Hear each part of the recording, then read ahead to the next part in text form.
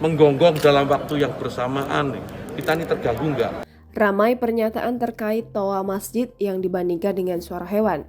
Ini pesan dari Ustadz Adi Hidayat. Indonesia tengah diramaikan dengan pernyataan yang kontroversial dari Menteri Agama Yakut Khalil Qaumas yang membandingkan toa masjid dengan salah satu suara hewan. Lantas hal ini mendapat respon yang beragam dari berbagai lapisan masyarakat termasuk Dai Kondang Ustadz Adi Hidayat. Ustadz Adi Hidayat menanggapi dan memberikan sebuah pesan terkait toa masjid yang menurutnya tidak pantas jika diilustrasikan dengan suara hewan tertentu.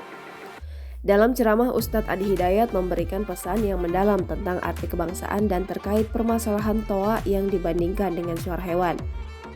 Kepada pejabat publik, dia meminta agar dapat membuat kebijakan-kebijakan yang substansial, yang esensial, dan tepat guna yang dibutuhkan masyarakat. Sedangkan yang dimaksud oleh Ustadz Adi Hidayat ini adalah dalam konteks bersinergi dalam menuntaskan segala persoalan. Baik itu persoalan-persoalan kecil yang tidak membutuhkan perhatian, seperti kasus-kasus sifatnya domestik yang menarik perhatian sehingga menjadi kebijakan nasional. Bahkan menurut Ustadz Adi Hidayat, bagaimana mungkin toleransi bisa dikampanyekan dan ditampilkan.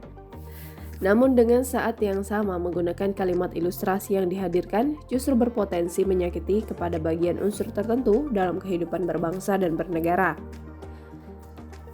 Menurutnya, rasanya tidak pantas bila persoalan toa harus diilustrasikan dengan binatang tertentu atau hal yang lain yang tidak sejalan, tidak senafas, bahkan tidak sampai pada logika. Terkait hal ini, menurut Ustadz Adi Hidayat, tidak perlu saling mencela, saling menghujat, dan saling menyalahkan. Dan yang perlu adalah mengoreksi diri apakah masih mencintai bangsa dan negara.